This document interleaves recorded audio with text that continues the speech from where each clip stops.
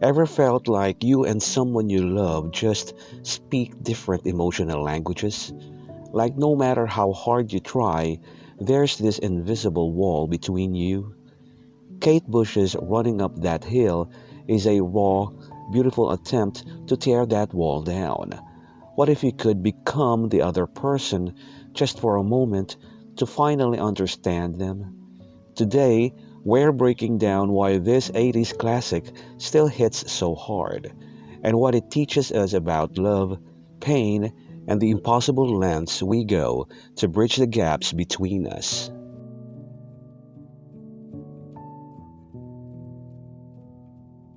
The opening verse sets up the song's central theme, a desperate desire to bridge the emotional gap between two people. The first line, "It doesn't hurt me," feels almost like reassurance or a defense mechanism. It's as if the speaker is trying to convince themselves or someone else that they're unaffected by whatever struggle they're facing. But the repetition of "yeah, yeah, yo" in parentheses gives it a rhythmic, almost chant-like quality which contrasts with the vulnerability of the lyrics. It's like putting on a brave face while hinting at something deeper underneath. The next line, "Do you want to feel how it feels?" is an invitation, or maybe a challenge. The speaker isn't just asking if the other person wants to understand. They're asking if they're willing to truly step into their shoes and experience their emotions firsthand. This ties into the song's broader idea of swapping places to gain empathy. The following line, "Do you want to know that it doesn't hurt me?" repeats the initial claim but with more insistence. The double "no" suggests doubt.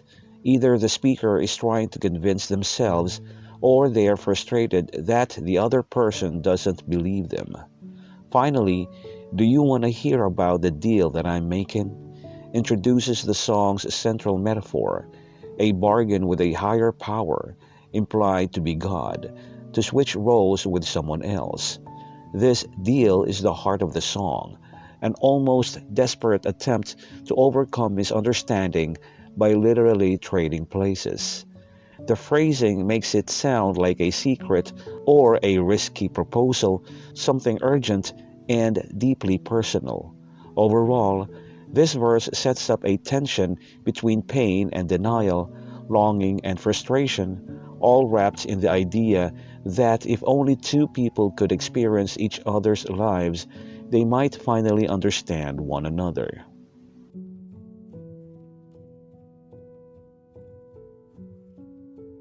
At first glance, you, it's you and me seems almost too basic, just four words repeated. But in the context of the song, these lines cut straight to the heart of what Kate Bush is exploring, the raw, unfiltered connection between two people. After the verses full of bargaining with God and desperate metaphors about swapping places, this pre-chorus strips everything back to the core relationship. It's like the moment in an argument when all the noise falls away and you're left with just the person in front of you. The single word "you" isn't just an address, it's an acknowledgement, as if she's zeroing in on the one person who matters in this struggle. When she adds, "It's you and me," it turns into a mantra. There's a quiet defiance here, a refusal to let the complexity of their problems overshadow the fact that they're in this together. The repetition makes it feel like she's trying to convince herself as much as the other person. It could be reassuring, we're a team, or it could be frustrated. Why can't we figure this out? That ambiguity is what makes it so powerful. It's a blank space for listeners to project their own relationships onto. When the pre chorus repeats later with the added line, "It's you and me won't be unhappy," the tone shifts subtly. Now, it's not just stating a connection, it's making a promise or a declaration.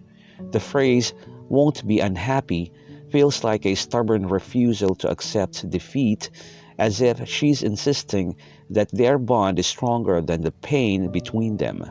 But there's also vulnerability in that line. The future tense won't be suggests they are unhappy now, and she's clinging to hope that it doesn't have to stay that way. It's a tiny moment of optimism in a song full of yearning, like pressing your hands against a wall and whispering, "This won't break us."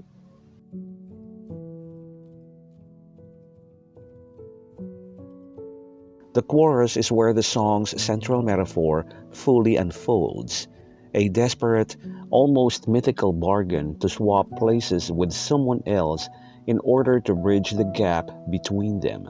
The line, "and if I only could, I'd make a deal with God," introduces this idea as something impossible yet deeply desired. It's not just a wish, it's a deal, something transactional, as if the speaker is willing to negotiate with divine power just to make this understanding happen. The phrase, "if I only could," carries a sense of powerlessness, like the speaker knows this isn't something humans can actually do, but the longing is so strong that they'd try anyway. When Bush sings, "and I'd get him to swap our places," it's the clearest expression of the song's theme, wanting to literally step into another person's life to feel what they feel. This isn't just about empathy, it's about becoming the other person, even temporarily, to dissolve the barriers between them. The repetition of "running up that road, running up that hill, running up that building" paints a vivid image of struggle, effort, and relentless motion. Roads and hills suggest obstacles, something hard to climb, while building adds an almost surreal urban intensity to it. It's as if the speaker is willing to push through any challenge, physical, emotional, or even impossible, just to reach that mutual understanding. The chorus ends by circling back to "if I only could, oh," reinforcing the heartbreaking limitation of reality. No matter how badly they want it, they can't actually make this deal. That "ah" at the end feels like a sigh of resignation, a quiet moment of defeat after the soaring desperation of the lines before it. Overall, the chorus captures the frustration of human connection, the ache to truly know someone else, the lengths we go to make it happen, and the painful truth that some gaps can't be fully crossed.